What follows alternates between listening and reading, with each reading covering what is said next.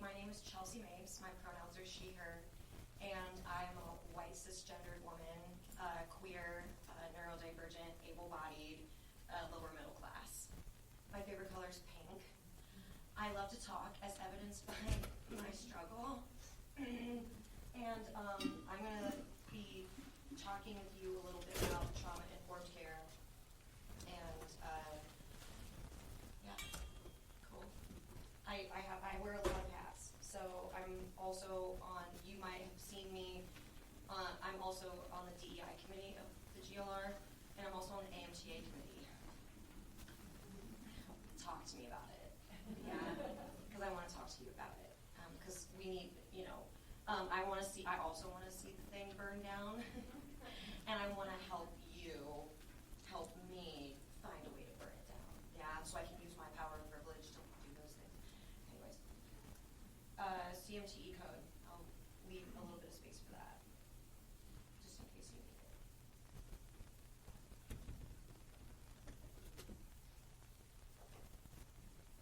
Okay, content warning. In this presentation, I will discuss traumatic experiences that include abuse, neglect, physical and sexual assault, violence, and disaster. I will share examples of trauma that some may find disturbing. Please take care of yourself. Stand up, stretch, take breaks, hydrate, and breathe. And I also will give a personal disclaimer that I am a survivor. I will not use victim. It's not in my language. I am also a survivor, and this is honestly, it was a little bit for me too, just to acknowledge that, because I am learning how to live my life as a survivor and also with my PTSD, and acknowledging that and working with it. So I started to do this thing where I twitch because I will start to dissociate. So my body is telling me, you need to breathe, you need to orient, you need to ground, you need to do these things. So I want you also to listen to your bodies and whatever it is you need. So I'll be yeah, that's really important to me that you take care of yourself. So, content. I have questions for you. This is a meme of Dr. Evil with his inquisitive, pinky to his mouth. So raise your hand if you've ever worked or currently work with someone who is a survivor. Awesome. So what percentage of the room would you say that is? Over half? Yeah, okay. How about we say 65%? Yeah, okay. Cool, let's do that. Who here has ever heard of trauma-informed care? Love it. I love this so much.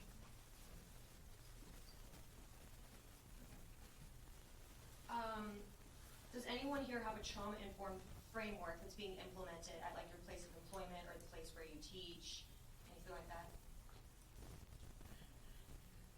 15%? I'm a generous person, okay?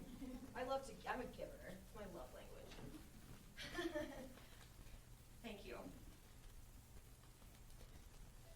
What are we going to do today? This is a meme of a young girl with pigtails with her hands and palms up what are we doing? So I'm going to talk a little bit about trauma, some statistics, trauma-informed care, music therapy, and then some considerations. So I did my master's at St. Mary of the Woods, and I finished in 2018. So I presented a little bit on this material in my past life, pre-COVID.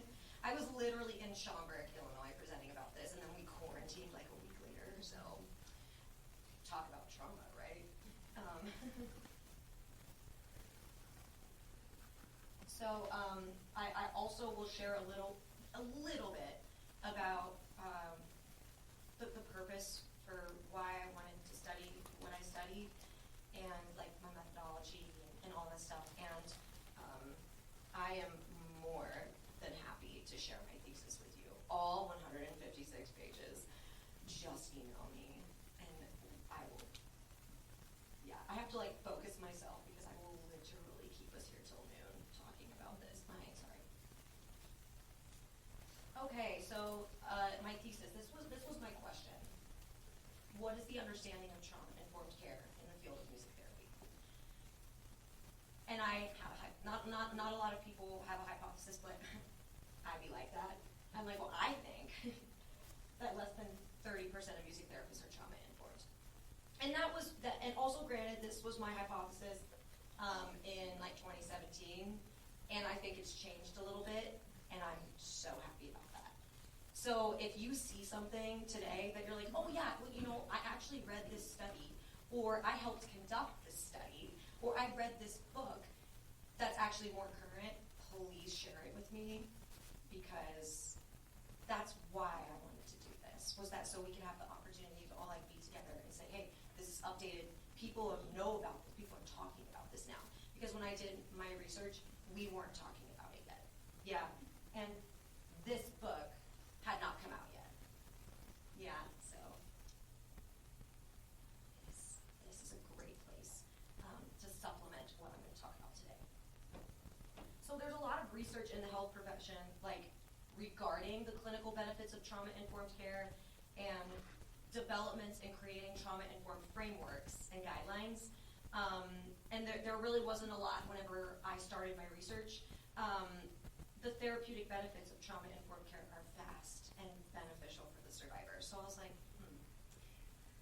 there's a hole here. There's a hole. The boat is sinking, and there's a hole. So my purpose, to understand people's perception and understanding of it. So, definitions, right? I'm going to try to not read the slides word by word, and I also find it beneficial to do that. So, music therapy is the systematic process of intervention wherein the therapist helps the person to promote health using music experiences and the relationships that develop through them as dynamic forces of change. I need my subtitles.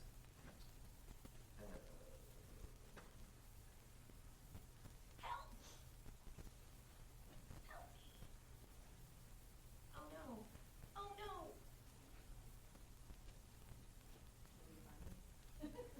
Well, he did the thing where it's like I had to drag this. This isn't a touchscreen, is it? Is it a touchscreen? Me and my privilege, like. Do you have the technology available for me to be comfortable?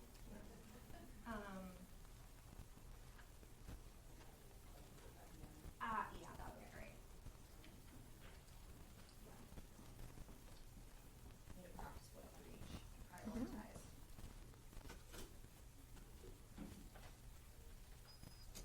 Trauma. Another definition. The DSM-5. Exposure to actual or threatened death, serious injury, or sexual violence in one or more of the following ways. Directly experiencing the traumatic events, witnessing in person the events as it occurred to others, learning that the traumatic events occurred to a close family member or close friend, which was violent or accidental, experiencing repeated or extreme exposure to aversive details of the traumatic events. So I look at this, and I feel things in my body, like I have a visceral reaction to this definition and this container, which is really helpful, right? Because people need to diagnose trauma, and then they have to come up with a support plan, and then, medications and bill through insurance and all that stuff. Like, I get it. And I think that this definition of trauma addresses something that I love to call big T trauma. We can all assume that acts of violent aggression and like felonies, that kidnapping, murder, rape, sexual assault, all of these things, these big hurricanes and stuff like that. We know those things are traumatic. Like, we can safely assume, and I don't like to assume because it makes an ass out of you and me. But for real though, like we know, which is why, you know, whenever some type of disaster happens, then psychological first aid is so helpful and community outreach is so helpful. And I really have a problem with the DSM-5's definition because I think that there's so much more to it. With traumatic experiences and then the person and the way that your body feels and the way that your body reacts to an event. So you're going to see, I call it SAMHSA, and I don't think that's how you pronounce the acronym at all. It is? Yeah. I needed that validation this early in the morning, like, it's right. But what is right? What is right? What is good, right? Thank you. So trauma, it's the Substance Abuse Mental Health Services Association. So the way that this organization defines trauma is such: an event, series of events, or set of circumstances that is experienced by an individual as physically or emotionally harmful or threatening, and that has lasting adverse effects on the individual's functioning and physical, social, emotional, or spiritual well-being. And I love that. Because, you know, as music therapists, we know and we value the individual's experience so much, because the way that you support a person in this space or in that space or on this day or that, you know, it looks different. Like we're already organically person-centered and individualizing the supports that we provide to the people that we want to empower and lift them up to live their best life. And I noticed that, like, wow, you know, I'm seeing a lot of interesting reactions in some of the sessions with the people that I'm supporting, and I'm like, man, this is. We'll get into that. we'll get into it. Stick to the slides, Chels. So this is an infographic that I love that kind of illustrates SAMHSA's my preferred definition of trauma. Emotional trauma is one of the most unrecognized, undiagnosed, and unreported forms of trauma. Could be car accident, unexpected breakup or divorce, losing a job or a house, or the death of a loved one. And one of the things that is important about why is this up here, right, is kind of along with my purpose, why I'm so interested and still so interested in being trauma-informed, because the whole premises of trauma-informed care, which we'll get into that, stick to the slide, is it is so person-centered, and it is so individualized, and so is music therapy, and so are the supports we provide. So to like bridge that gap together and to merge it, I just saw a huge opportunity, and other people are seeing it too, which, again, this book, and also Kathy Murphy and Annie Heiderscheit, the study that they published in 2021, using specifically SAMHSA's framework to share more. Anyways, so trauma, right? You know, and it's so individualized to the survivor though. Like you can't just go to someone and say, oh, that's not trauma, or you must be so traumatized. Like it's up to the survivor. They define what it is for themselves, and then we roll with it. So when I think about this and the individualized nature of the survivor's experience, is yes, they define it for themselves. And like an example I love to give is like, let's say there's two siblings that survive a house fire, and one person is like totally fine. They're like, oh, so this happened, and then they live their life as they always did, and doesn't bother them. You know, they're. Hi, closed captions. I'm worst.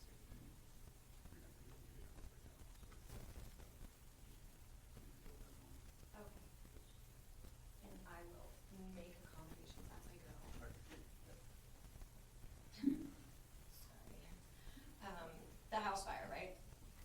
So, like, one person can experience this, and their life doesn't change. Their attitudes don't change. Their behavior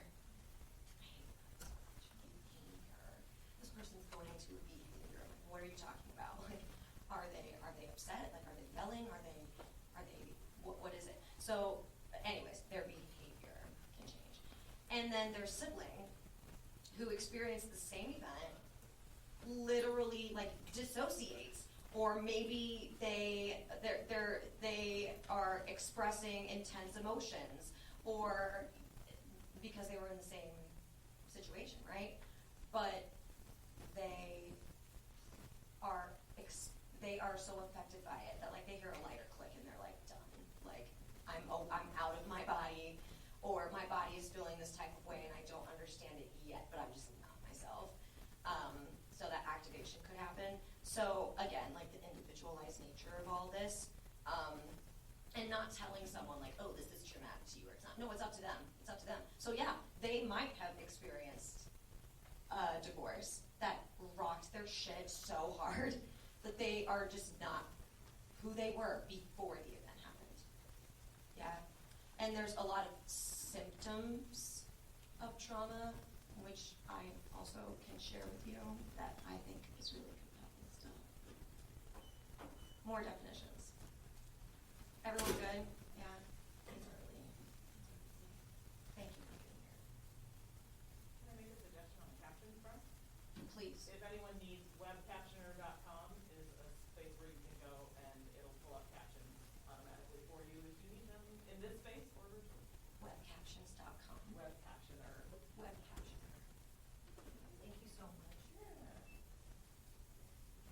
Now my double checking the address. I do that all the time. I fact check myself. Like, did I say the Yes, of course. web captioner? Free captioning right in your browser.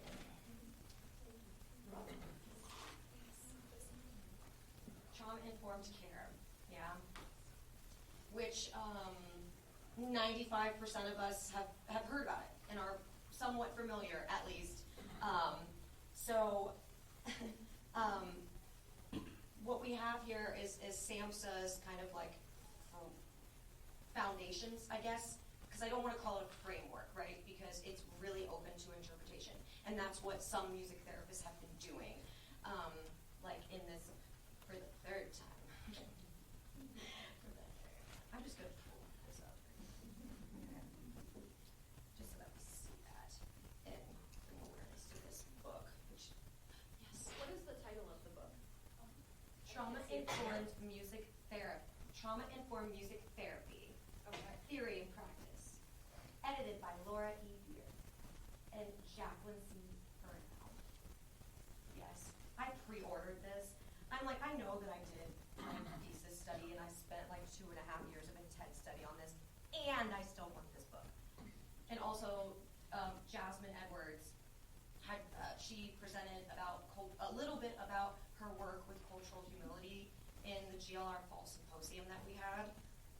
Fantastic. That if there's one chapter I want you to start with, it's that. Yeah. Also like emerging trauma-informed information and like DEI, or honestly, I love DEI work and I love being involved with it, and we can almost argue that it's just equity work at this point, because if we have an equitable organization and equity amongst us, then that means diversity, accessibility, and inclusivity is valued and normalized. Yeah. So I do equity work, and I'm passionate about equity work.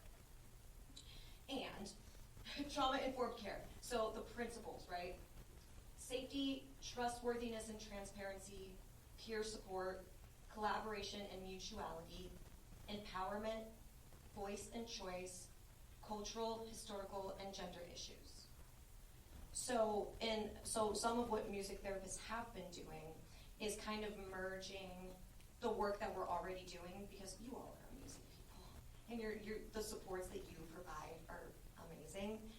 So we're gonna get through this, and a lot of this you're gonna be like, oh yeah, I kind of already do that. You probably do, yeah.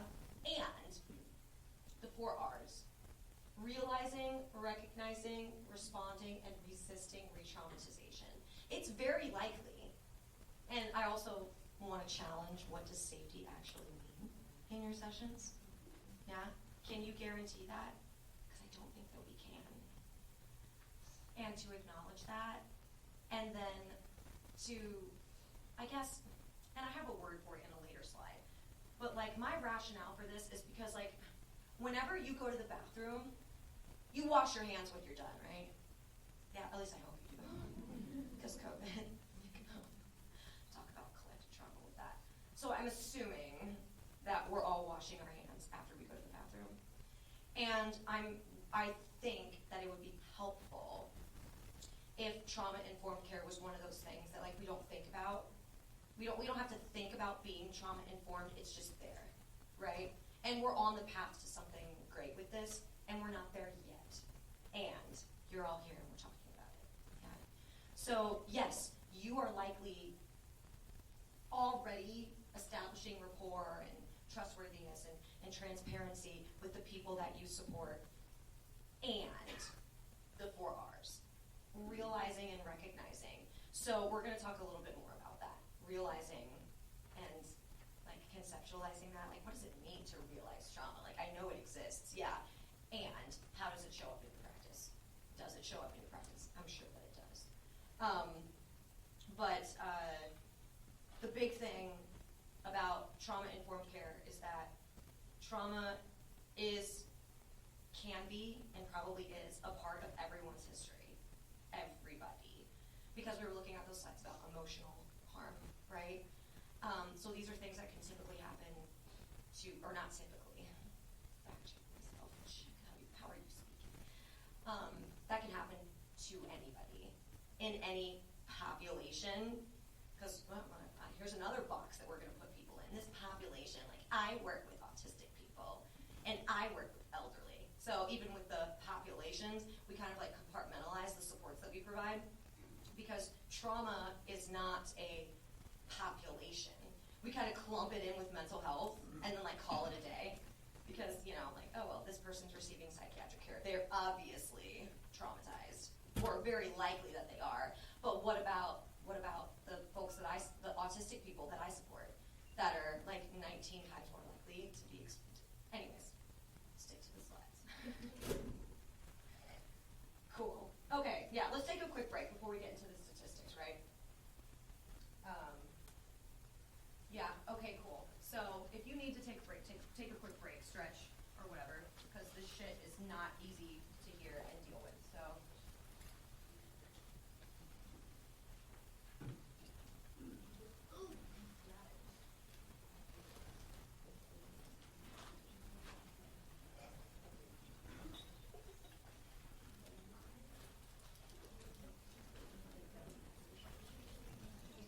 My grounding techniques. And this is the worst. Like, I feel bad for everybody in the room with me because I'm like, I'm working on it, right? I'm working on it. Cool. So, I encourage you to take a deep breath in.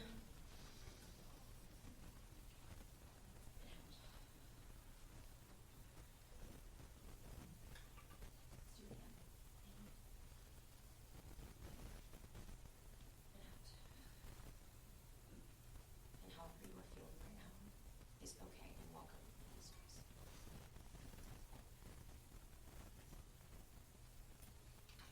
The literature review, the statistics, yeah.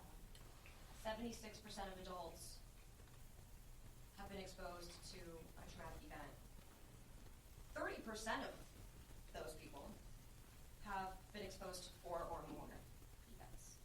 And again, those events are individualized with the person's experience, and we recognize that when we see that, we're here for that.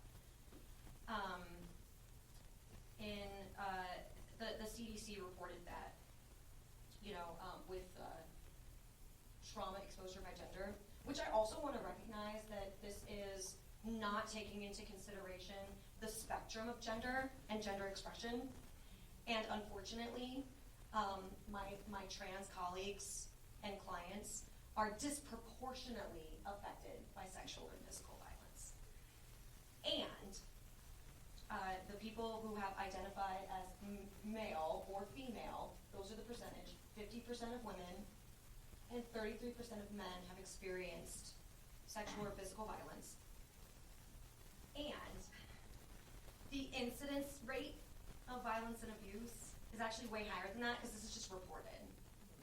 Yeah, and then like the culture that we have around like male survivors is atrocious. It's atrocious. Like, how could you let that happen to you? And then with women, why was your skirt so short? Yeah. So I've talked a little bit about collective trauma, right? So collective trauma. So basically, with collective trauma, it's the way that I like to talk about it is like kind of like using 9/11 as an example, which I was out to dinner with some of my friends last night, and I was like, oh my gosh, like I was talking about 9/11 with one of the people that I support. He's like 18. He had no idea what I was talking about, and I'm like, I'm so glad I'm talking about so there were. So the entire country was rocked by this. Not all of us were in New York or in Pennsylvania, right? So like be affected by that. So collective trauma, COVID, right? And I was talking to some students yesterday. I don't know, I talked to like 17 students, and I love you all, and please remind me of your names because I love you and I need help. Talking about like COVID babies, of like how students were like virtual and like doing the thing, and now they're doing the thing without having the like modeled expectation of, right, okay, so like this is what my body language could look like to be inviting, and then you've been with people like, but my face is inviting, and then your body's like that. Yeah, so collective trauma, right? COVID's a great example. Also, like natural disasters.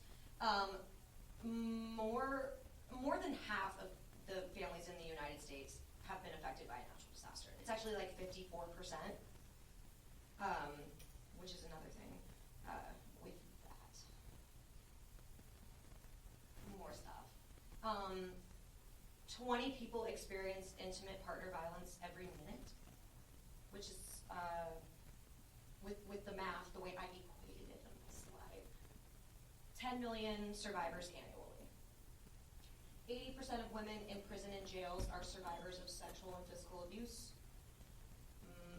The people that I support, autistic people and people with disabilities, intellectual disabilities, are more likely to be exposed to traumatic events than the general population. So the fact that you are disabled, you are more likely to be traumatized. I love the world. And 50% of people with dementia experience some kind of abuse. And my infographic on the left says 1 in 5 women is sexually assaulted in college. It's an occupational hazard to be a feminine presenting person.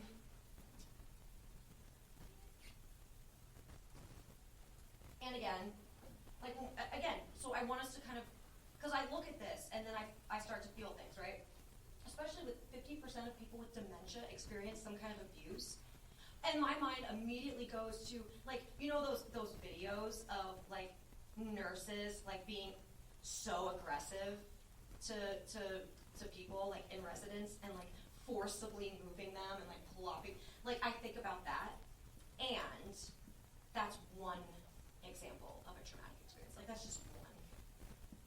So to kind of, like, branch my brain out and, like, challenge my own thoughts about what trauma could look like. And whatever I think it could look, I could be 100% wrong about all this. I am. And it's not up to me, because I'm also not diagnosing trauma. I'm considering, right? I'm considering, well, what if? What if? And if this is true, then what do I do about it? What do I do about it as a music therapist? Children. Okay, my infographic on the left says 2 out of 3 children are exposed to trauma and violence. 26% of children experience a traumatic event prior to age 4. In the juvenile justice system, 75 to 93% of youth have a traumatic history. Each year, almost 3 million children are reported as abused or neglected. Ooh. And school shootings, that's another thing. Also, our trans and queer youth.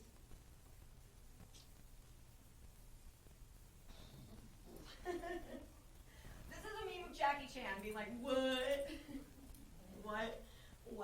So, so the statistics, right?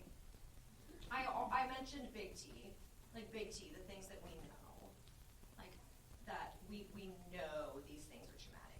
So those are a lot of like big T things. And then I would love, again, I can be here till lunch talking about this. So some of the like little T statistics, like car accidents and house fires, dog bites, like hospitalizations, hate crimes, which I am checking myself like, is that really big T? Because as a queer person, I'm sitting here like, job losses. So to talk more about that, let's talk more about that, and I want to share it with you, and I just to have the conversation, right? So this is me when I'm doing my research and I'm like working on my lit review, and I'm like, okay, so anything could be traumatic. So do I look at everything? Yes. We consider it all. So it's super overwhelming. And so a little bit more about the impact of trauma. And this is not, I literally had to decrease my presentation by 40 slides to compensate for time. I'm that extra, and I won't apologize for being who I am. And I want to be respectful of your time and your bandwidth, right? So the impact of trauma. This is kind of like the neurobiology of it, which is why I'm like, this is why I want to keep going to school. This is why I want to keep learning, because I always have this like smart ass type of thing when I talk to people, and I'm like, well, do you have a brain? And they're like, yeah. I'm like, do your clients have a brain? And like caps, lowercase, you know, like, what are you saying? Type of thing. So I say that, like, do you have a brain? Yes. Neurobiology applies to you. And it applies to the people that you support, because we all have brains, right? And some of them function differently, and that's okay too. Thank you, Harry, for speaking an affirmation. So, the brain. We could talk a lot about this, and I would love to talk about this all day, and we don't have the time. So, the impact of trauma. During a traumatic event, there's a sensory overload, which can result in long-lasting damage to brain processes and can disturb the sense of body connectedness. And then I've got some things that you might not have seen since undergrad. The limbic system, the amygdala, neurotransmitters, and cortisol levels. So, again, a traumatic experience is very individualized, and it depends on how it affects the person, right? Like the house fire example, like one person is totally fine, totally fine, and then the other person is like a wreck. And when this experience is, quote, triggering or activating, these are just a few examples of the things that are being changed in the brain. Yeah? So cortisol levels, for example, stress. Like for me, for example, because, you know, PTSD and being able to function in a space and to talk. And then I'm also like fighting like some of the internalized things in my brain, like, am I good enough? Imposter syndrome, right? Am I good enough? Am I smart enough? Do I know about this? And then I could like feel my body, like my pulse racing, and I'm sweating. I'm having trouble sleeping. My cortisol levels are like off the charts. And then I'm like lashing out at my partner. And I had car trouble before I got here. So brain break, right? So there's a lot that's been leading up to this, right? There's a lot of expectation of like being in person in conference in like years. And so I try to go to work on Tuesday morning, and then like I open my trunk and I put my stuff in there. And then I tried to close my trunk and it wouldn't close. Which is like not even, so I'm like, I had car trouble. No, my car is fine. I just couldn't close my fucking trunk. Like the lock, it like locked in this awkward thing. And because of my cortisol levels were so high, then my amygdala, my emotions, just poured out. And I wasn't able to regulate because there was so much cortisol and stress, and then I just broke. And so, like, and I laugh now, but my partner was like, so what year is your car? And I'm like, 2017, like, just wrecked. wasn't that big. It wasn't that big of an issue. Like, my car's gonna be fine, everybody. I know you're worried. My car is gonna be fine. Thank you, Amazon and Dr. Google. So I didn't have to take it to the garage. Anyway, so, but because because I was activated. And so like the tiniest thing just like set me over the edge. And I'm like, I can't do light right now. And that's just one way of thinking about like the amygdala and cortisol levels. Like when someone's like triggered, which is, why is that like a pop culture thing? Like, oh, why are you so triggered, snowflake? Like, why do we say the things that we do? So triggered. Because, and I think that's I don't want to go on and stick to the slides. I think that's an injustice to survivors. Because like you're gonna put a blanket statement over what a trigger is and what is activating, and then you're gonna generalize it. Yeah, and that's the complete antithesis of what this trauma-informed care and being a trauma-informed clinician is the exact opposite, right? So again, I could go on about the brain, but the brain changes because there's this sensory overload, and especially with babies and with children. So like there's I had to take the slides out because it's already been 40 minutes, and I'm the way that I am, and I want to apologize for that. But like there was a study that was done. Cite yourself.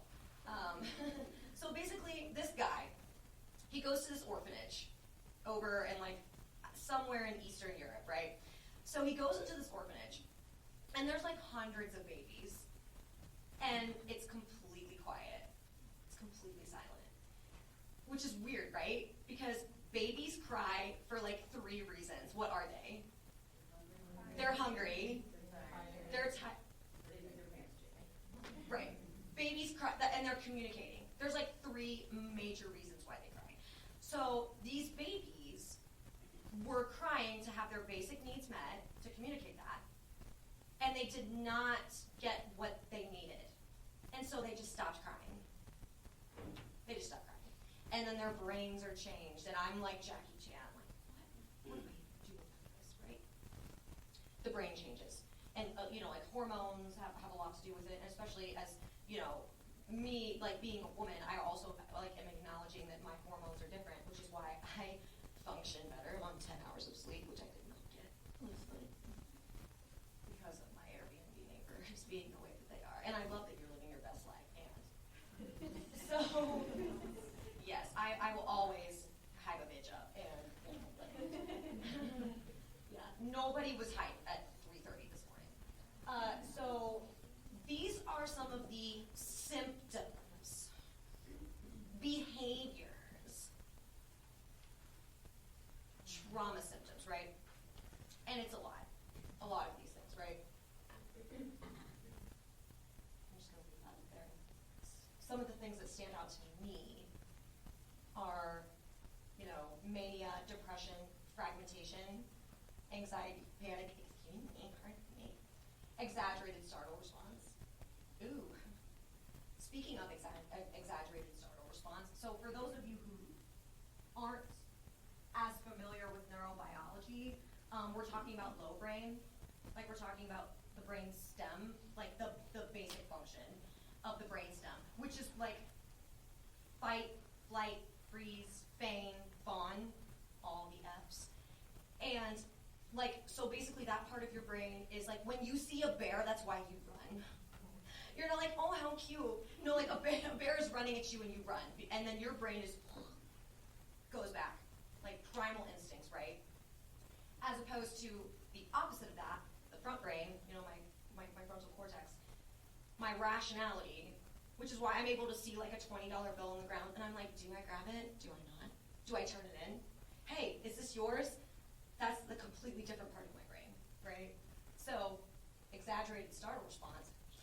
There's a bear. And there's also a documentary called Paper Tigers. Paper Tigers. Write it down. I command you. So basically, I got it on Apple TV. So basically, it's like this documentary about a school system that implements a trauma-informed framework and then their students go to the nurse less, and then their graduation rates like skyrocket. And what I love about Paper Tigers as a title, because you don't like get it until you actually get it, but it's basically when your body can't, your brain, because it's learned, like when this happens, I'm activated. When this happens, I'm going to fight. When this happens, I'm going to flee and dissociate. So your brain learns that. And without support, it stays that way, which is why you are also amazing, because you have the potential to support. And so like that happens in the brain. And so Paper Tigers, the reason why is because when your brain learns to function that way to survive, it can't tell the difference between a real tiger and a paper tiger. Yeah? And that's all of this. So those are some symptoms. Did I skip? You know, there was a slide with children, and I must have, I'm one of those people where I turned my slides in and I was still working on it, a day or two ago. So if you were peeking at the slides prior to this, they're not the same. And that's fine. There's no limitations to that. Also with children, so that's something that I apologize. I'm only human. So some of the statistics for children are emotional dysregulation, problems in academia, low attention to task, impulsivity. And so I look at those symptoms, and I'm like, you're basically describing my caseload. You're basically describing the people that I support every single day. But they're autistic, so they don't listen to authority figures. I'm sitting here like, but you know what? But you know what? When I started clinical work, I ate that shit up. I was like, oh yeah, they're they have poor attention to task because of this, because they're diagnosed with this. And I didn't even think about any of that until I had an awareness about it. So that's what I find so compelling with the brain and the way that the brain changes. And I love this picture of an iceberg because you can see the tip of it and it's super small, but then under the surface it's huge. And that is what if I had to pick one picture other than my memes, if I couldn't use my memes, I would pick this picture. Because knowledge and evidence of trauma may be repressed, unconscious, or unrecognized, both by the presenting client and the clinicians involved in the case. Trauma can remain inside of an individual for years, dormant, and can resurface at any time. This is the Me Too movement. This is why women, or people who identify as being, all of that, what have you, and men too, people, why did I just say that? People were coming forward and sharing their experiences because their brains remembered and their bodies remembered. And people are like, well, why did you wait so long to say something? First of all, go kick rocks. Second of all, the reason why that happens is because, again, we know that the brain is changing and the brain is primed to respond in different ways depending on the circumstances, right? Depending what the person's individual trauma is and what their activating triggers are. Because again, we're not why are you so triggered, Snowflake? We're not doing that now, right? Because we're learning about how individualized this is. So when the brain and the body is safe, right, in a place to be safe, then memories start to emerge because that's your body's way of telling you, it's okay, you're safe now. You are outside of the line of fire. You're not there anymore. And so we can start to bring these things up again, and then you can heal and learn and grow. That happened to me when I was 27 years old, was when because it's not in the DSM yet, and I think it should, which is why I have PTSD. Technically, it's developmental trauma disorder because I experienced all these adverse effects when I was still developing. So I function like a 10-year-old I do. I own it. Like, I'm immature. And I was telling my best friend this morning, I'm like, how much of this can I blame on my own trauma? Like, how much of the way that I am? So, and that's also me being hubris to like compensate, right? Like, yeah, I'm seeing smiles because we've all done it. Like, I'm dumb and I'm just gonna make a joke about it, like, because it makes me feel more comfortable. So, would you say that diagnosis again, what you labeled it as? developmental trauma disorder, Disorder. DTD. Yeah. And you know what? And it's not like a secret because, in this book, for the 5th time, there is a case example that actually activated me in a way, but in a good way, because I'm in a place where I'm like, I'm feeling things, and this is great because I don't typically feel things. I mask it with like anger and escaping because my brain is like, right? So that's how my brain is functioning. And so like I was reading this, and so basically it's like vocal psychotherapy with an adult who survived developmental trauma. So that's basically what I'm talking about with DTD, and like a little bit about that. But this ain't about me. I could go on. Talk to me about my trauma. So that's why I love this, because again, back to the Me Too movement, with like people's bodies remembering what they experienced and then feeling safe enough to remember that. Like that is normal. That's natural. That's how this works, yeah? And it could happen 10 years, 20 years, 50 years after the event occurs. So there's some damage that's being done, right? And so trauma is wide-ranging and accessible to all and can affect any age or population. Music therapists can expect to see among their clients a number who have been touched by trauma, whether or not their careers are specifically in trauma work. Does anybody here work in trauma? Yeah? Yeah? And so do the rest of us.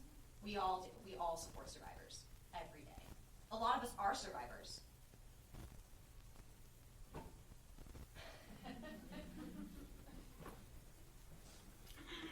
This is the meme of Surprise Cat. Me learning about trauma. Yeah, and I would love to like do a break, but I mean, it's like almost been an hour and I haven't even talked about my research. I'm not going to apologize for who I am. So, yeah, me learning about trauma, all of this stuff. So I'm sitting here and I'm like, did that literature review. And there's more, and I hate to like breeze over this because this is where we kind of get into trauma-informed work and trauma-specific work. And there's a difference. So these are just a few trauma-specific and trauma-informed approaches. Okay, so, and we will discuss trauma-specific and trauma-informed, and I'll talk a little bit more about that. So there is research and literature that clearly defines, like, these are the interventions, which interventions, subject to interpretation, the supports that are being provided. These are just a few examples, yeah, because, I had to, like, defend my research, so I had to cover all the bases. This is one of those bases being covered. So, trauma-informed care, who cares? Who cares? Does it even matter? Does it do anything? Does it help? Well, according to the literature, and when I was doing my research, yes. Not specifically in music therapy, which is different now, but, improved substance abuse and mental health symptoms, the greater likelihood of continuing treatment. I was like, yes, I am so sick of showing up at the office and having 4 people cancel. Like, the longevity and sustainability of your care is important to you and to me. Better treatment retention. Services are better for the survivor if you're trauma-informed, and there's a greater sense of safety, which I am still challenging that word. I look at this and I'm like, oh, I'm feeling things.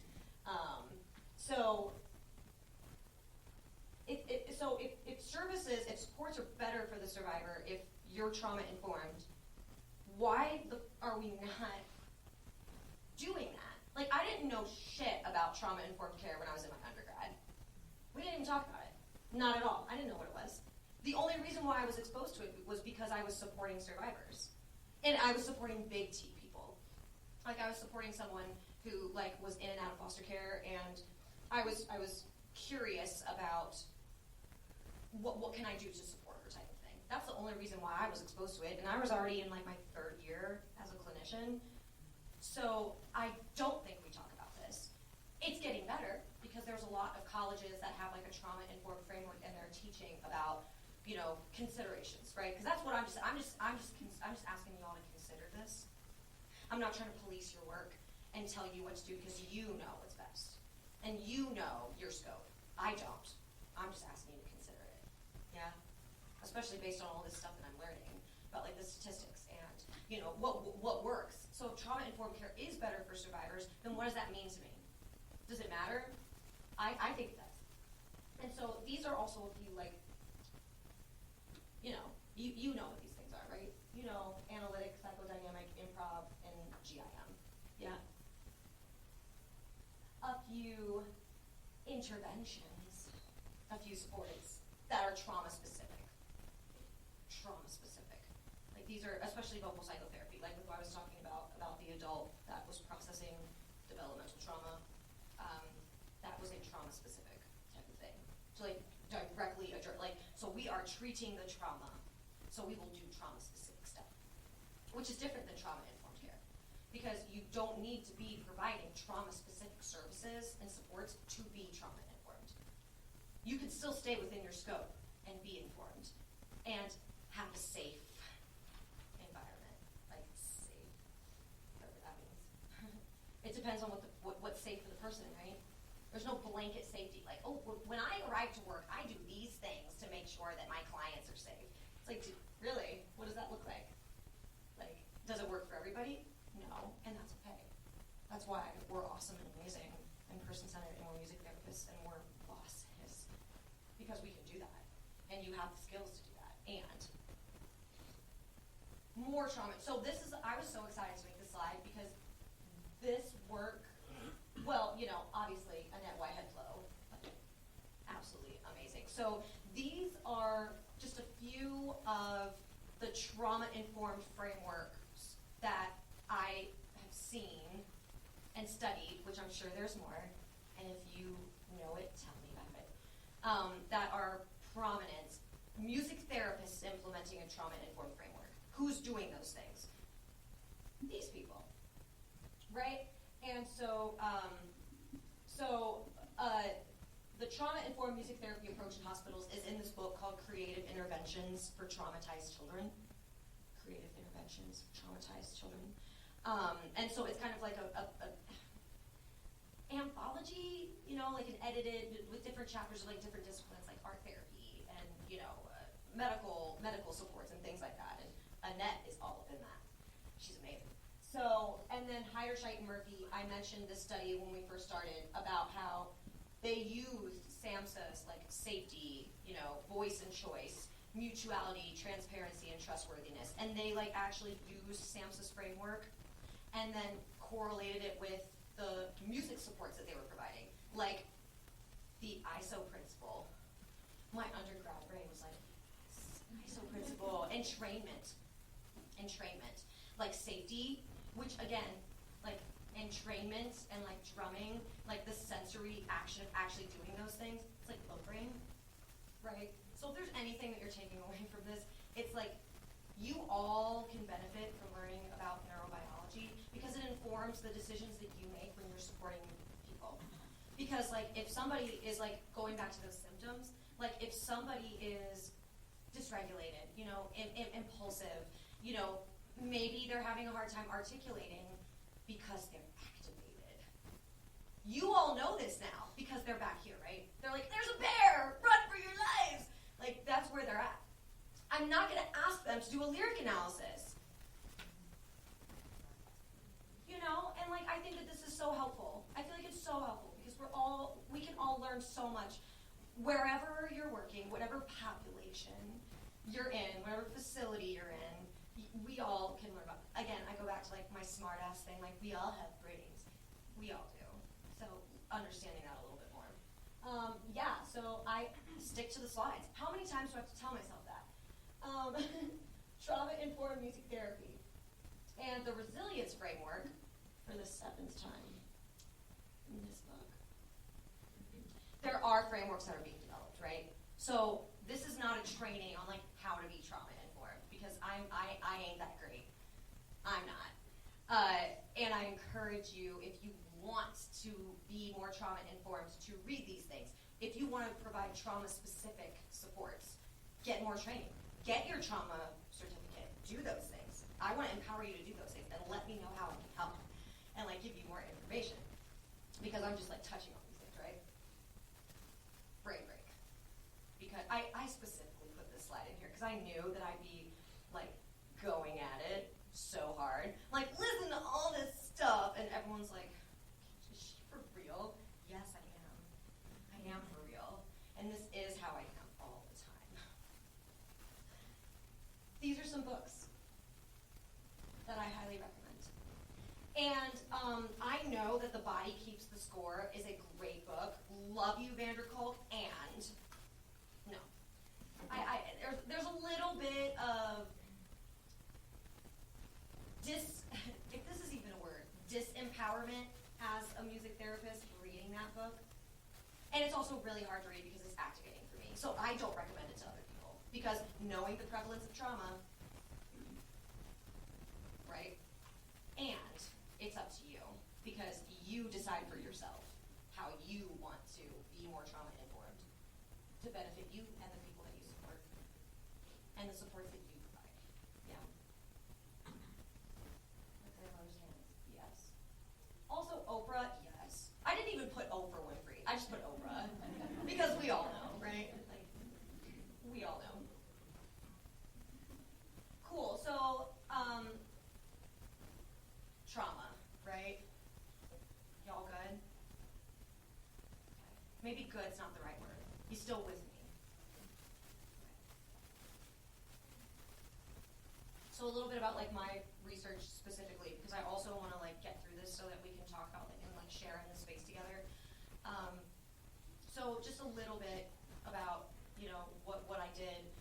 So again, what led me to my thesis and my research was like, so something came up in my work and I didn't know what I was doing. I was outside of my depth. I had no idea. So then I studied, I did the literature review, and then the more I learned, I was like, I physically don't know anything. Like, I am so incompetent. Imposter syndrome incoming. GPS, finding location. That's what led me to this, because I didn't know what I was doing and I wanted to learn more, so I wanted to study it and I wanted to talk to people about it. So, you know, I did some interviews, I asked some questions. I'm like, what do you know about trauma? Like what I did with you all. Like, I asked you, like, what do you know about this? Like, you tell me. So, I mean, of course, and the methodology, that's where 25 slides were cut. Because we ain't got time for that, sorry. It's like, I'm gonna let you finish, Chelsea, and you need to cut that in half. So these are some of the themes that I found, because I interviewed people, thematic analysis, you know, qualitative information, using coding software, all that fun stuff that if you want to know more about, let's talk about it, and let's keep it moving. So these are some of the themes that popped up when I was talking to people. So basically I just asked people, like, what do you know about this? What do you think about it? Is it something that you have familiarity with? Tell me more. And that's how I got my information, to code and come up with those themes that you saw. So for the sake of time and bandwidth, I pulled some of the things that stood out the most from the participants, with their permission, being able to share this with all of you today. Trauma comes in all shapes and sizes. We've all experienced an event. Trauma is widespread, no matter how perfect our lives have been. I love that. I'm like, thank you for naming that and saying the damn thing. You can't say to somebody, oh, you do or do not have trauma. The important thing is to allow the person who had that experience to define it for themselves. We've talked about that. We've touched on it. You know, and some other people were talking about, like, trauma-informed specifically. You know, like, I don't think I could give you a definition. It's big. It's encompassing. I think it should be included in everybody's coursework. Me too. Me too. I also believe that. I honestly don't remember how much we really touched on it. And so, this is, again, so I like, if I had to pick one visual, not my memes, I would pick the iceberg. And if I had to pick one quote from the amazing participants, this one is the one that I would pick. I'm not technically a trauma music therapist. I'm a music therapist in a school. But any music therapist in any setting is going to run across individuals who have experienced trauma. And so, it's just important for any clinical practice to be trauma-informed because you don't know who's going to come across your caseload. You just gotta work, right? Like, especially like, okay, I just finished my unpaid internship and I need to, I don't know, eat. Like, right? Like, yeah, that tracks. That tracks. Tender spot for some of us, like, tender. You don't know because you just need to work, you know? And you're not, sometimes you're not in a position to like police who you're gonna support. Sounds like they get it. Do they though? Do you? Yeah. So I think that the discussion part. These are my considerations to share with you all, okay? This is coming from my brain and the things that I want to challenge based on all of this information that I presented and overwhelmed you with. So the participants, they did not identify all of the key concepts. So like the 4 R's, realizing, like recognizing, responding, and resisting re-traumatization, because those are the 4 R's. So people were like, oh yeah, trauma exists and it's important. But we didn't talk about like resisting re-traumatization, and we didn't talk about, so there's a lot that still we can learn from and we can grow into, right? And that's okay, because we only know what we know, and we can learn more and be better and try, you know. And I know you all give a damn, so we're good. Like you're off to a great start already. So you know, and traumatic events as part of the human experience, and again, the likelihood of working with a survivor being so likely. And so I just find it really interesting that this is what compels me, right? So the workforce survey, which thanks AMTA, and like it's been helpful for me to like talk about wages and stuff, but I don't know. I struggle with my own content, by the way, if you haven't picked up on that. So, you know, in the most recent workforce statistics, 28% of full-time, which I know that this information isn't encompassing, it's just a snapshot, but it really rings in with my point so much that I can't help but include this information.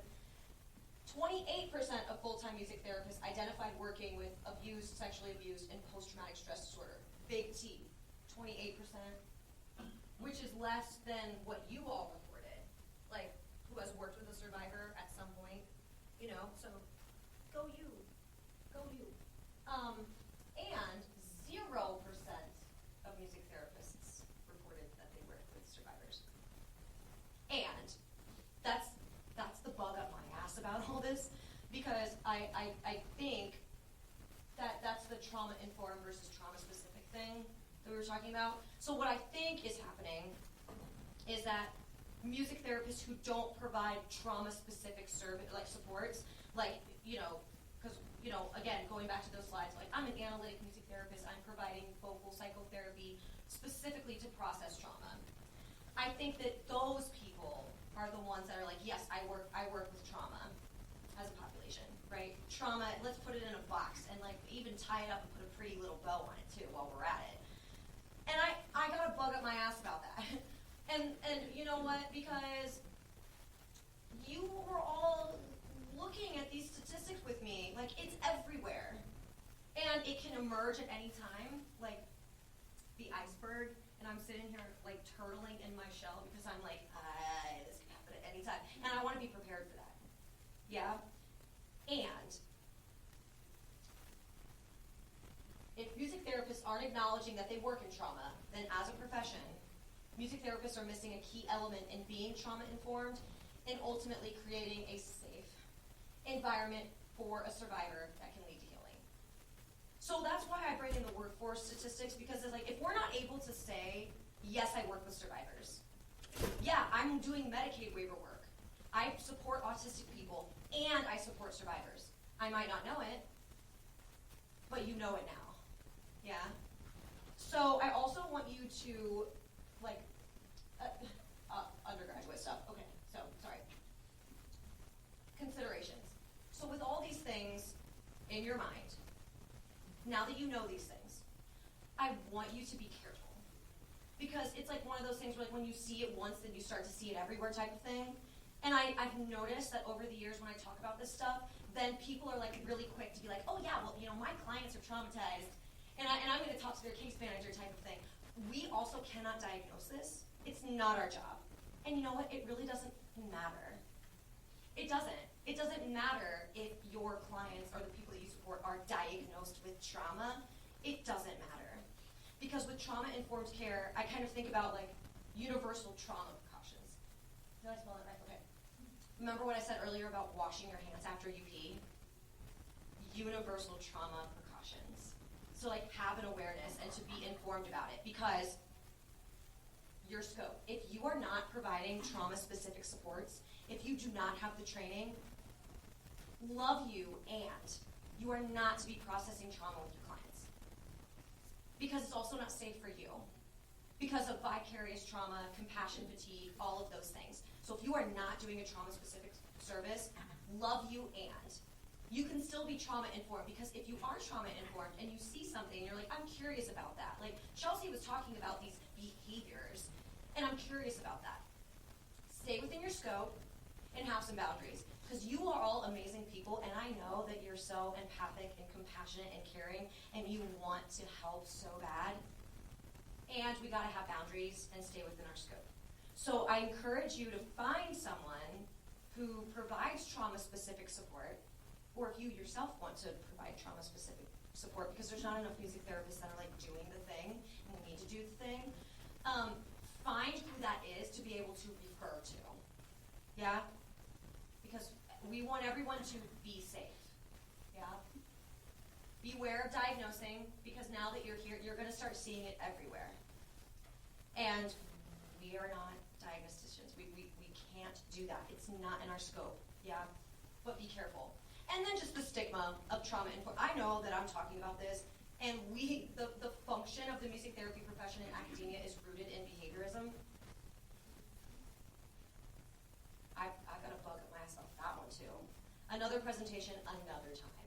So, you know, like, because it's the opposite of it, because it kind of like externalizes the survivor's experience. You know, like, oh, this is a behavior that we need to change.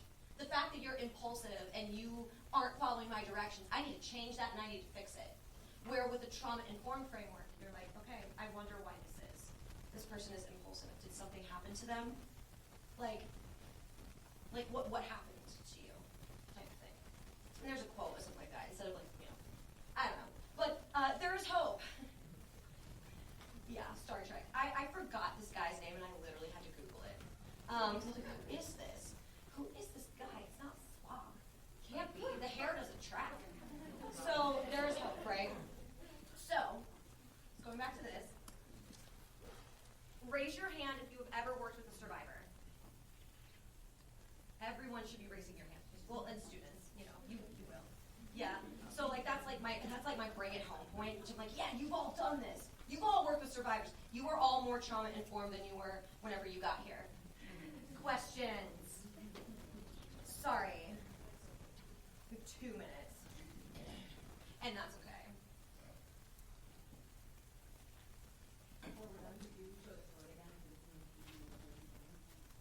Oh, well, there's the part 2. Put it in reverse. 6F. Oh, 6F. Yeah. It was 2L.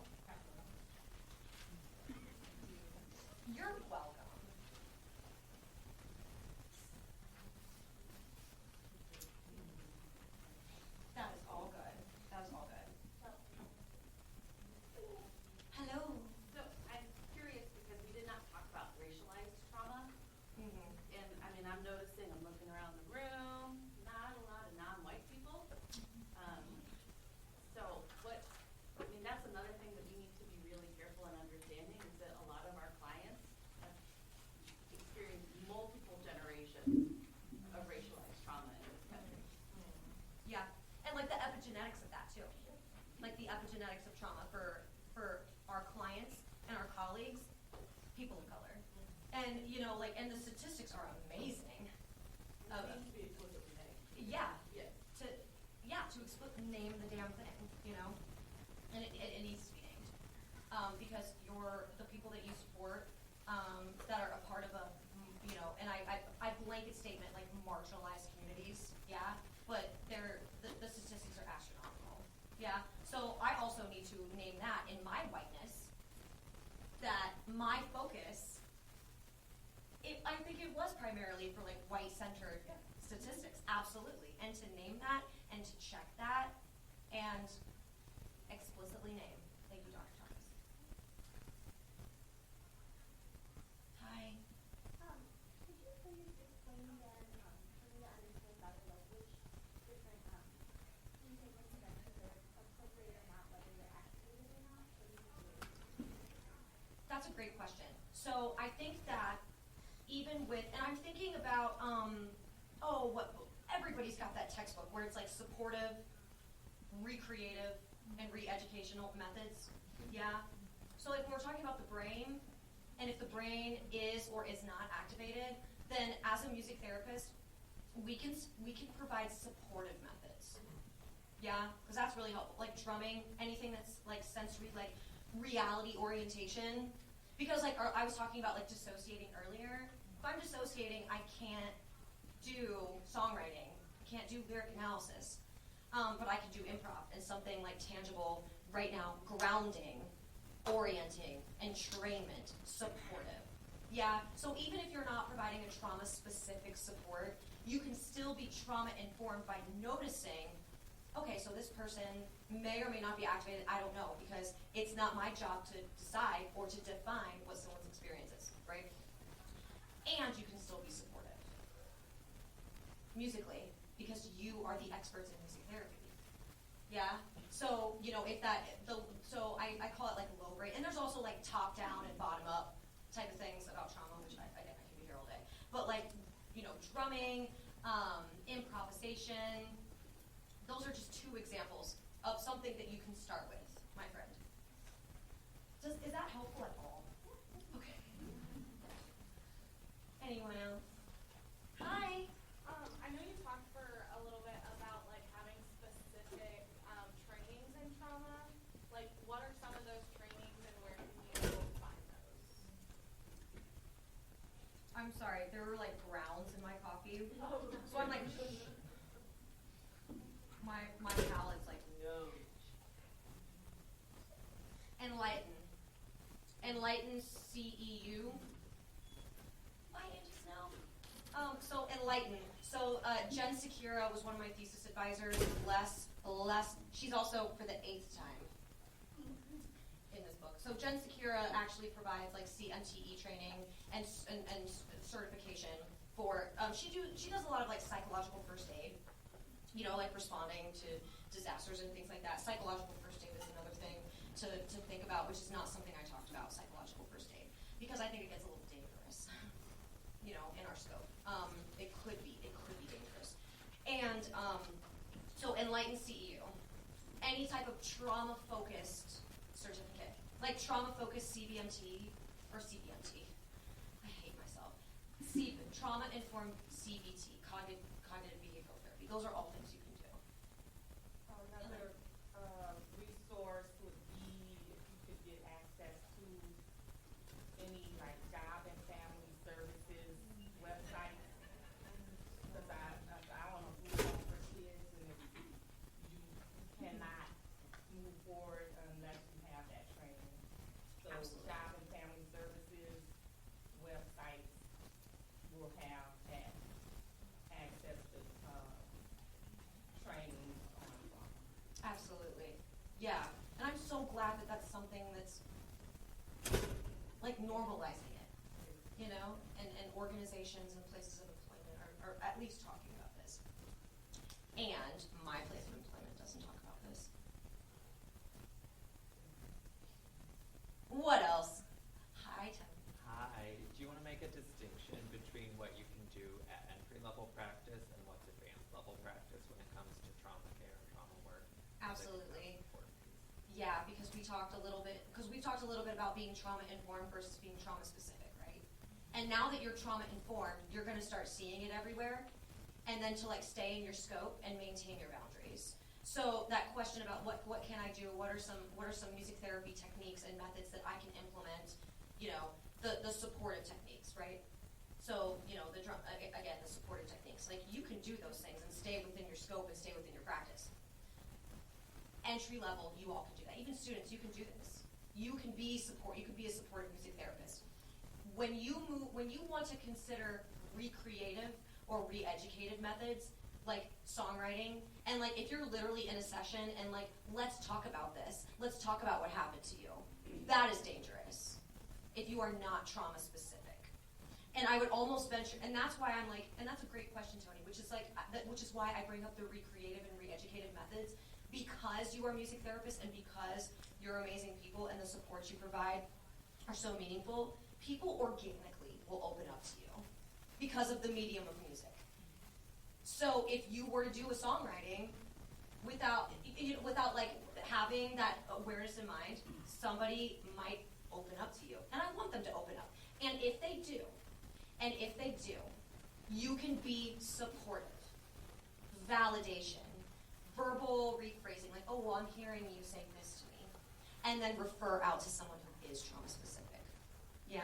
And it sounds super shitty, but honestly, it's the best thing, because it's not that you can't do it, it's just that it's not good for you and it's not good for your clients. We gotta stay within our scope. I wanna know everything and I don't. And that's okay. That was a long-winded answer to like clarify this and this, and I'm like, here I go. So yeah. Anyone else? Hi. Hi, are you familiar with the work of Eli Grimes? I don't. So, they are an amazing music therapist based out of Australia, and they have a huge focus on the shifting of how we talk about trauma and music therapy, and the movement from resilience to resistance. And they come from that very like awareness frame that trauma is big ego piece, but also a societal experience that unfortunately aspects of who certain humans in this world make them more inclined to experience. And it's great. It's a wonderful reputation. So, I wrote it down. L-Y, Brian, S-C-R-I-N-E. SC. I put a K. Thank you for clarifying. Yeah. Grind. Thank you. Yeah, I wanted to more because I don't know it all. What else? What else on your mind? You talked about collective trauma and individual trauma. Are there terms for things in between, like community or a group that experiences something like employees get their store robbed or things like that? Absolutely. Yeah, there are. And it's sad because there's a new category of trauma that pops up every month. So yeah, absolutely, you're right. Yeah, like community, and a lot of community trauma is rooted in like psychological first aid, like disasters and school shootings and things like that. Which I think Bree did an institute on like Monday or Tuesday about her work, disaster relief and psychological first aid. Which I don't do. I don't provide trauma specific services. I talk about this stuff all the time, any chance I get. I don't process trauma with my clients. Not my clients, that's possessive. The people that I support. I don't process trauma with them because I don't know how. I'm not there yet, and trauma informed to be able to refer out and support them and give them an opportunity. You know what I'm saying? Yeah. What else? Anything else on your mind? Just the word safety and talking about that, Jennifer Hicks, she uses brave Mm. in providing a sense of Yeah, and I'm still thinking about that because when my colleagues of color are brave in a space, then they're tone policed. So that's another thing to be mindful of. As a white person in my privilege, it's a lot easier for me to be brave in a space than my black friends. Yeah. Which is a whole other thing entirely. And it's all collectively together at the same time. Yeah? Hi. Do you have any specific resources for, I don't know if it's time and place for this question, but for a white person navigating, working with clients who aren't white, experiencing their trauma, how I can kind of check my own privilege and whiteness as I'm trying to be supportive of people whose experiences I have no concept of? Do you have any resources in that vein? That's what I want to study more. Okay. Because I didn't have an awareness of my compliance and white supremacy and my privilege until I started doing like DEI work and incorporating that with the trauma enforcement. Like that's what I want to work towards and study more. How do I do that? And not ask for the emotional labor of my marginalized colleagues and clients to do that work for me. Yeah? So I think that resource-wise, I think it's kind of a combination of like trauma-informed information and then kind of dismantling white supremacy systems into one. So like white supremacy in me, Layla Saeed, Saheed. I highly recommend that book because I think it's a great place to start because the work, we can talk about how do I have an open and how do I have an open and brave space, because we're going to use brave instead of safe, for the people that I support. And the work's got to start here. Yeah, noticing how am I or am I not complicit in this system? Because white supremacy hurts all of us. It hurts everybody, and so I think that would be my recommendation for you to really journal, do some artwork, answer those hard questions, those things that you might have been resistive to asking inside yourself, and to spend some time with that, and just to start. And also, it's in my values to like community and relationships. Those are in my values. So also reaching out to the community to support them and to learn from them and to share in the space with them. Type of stuff. I have a resource for you. Yay. So the book A Race is a Nice Thing to Have by Dr. Janet Helms is the book you should read. If you've done anything, if you've read anything by Robin DiAngelo, she basically commodified the work of a Black academic. The white fragility stuff. Yeah, all the white fragility stuff is actually based on the work of Dr. Janet Helms, who's a clinical psychologist, a counseling psychologist, and the field of counseling psychology has been studying this for decades. Yeah, it's not new. No. But it's not, and nothing that I'm talking about is new either. It's just, is that helpful? Absolutely. Thank you. Yeah, just a place to start. Because you can start. You can start. So yeah, I'd start here. Tony's like, wrap it up. Cool. You know what? I told you I could talk about this forever, and I'm still going to talk about this. And thank you all for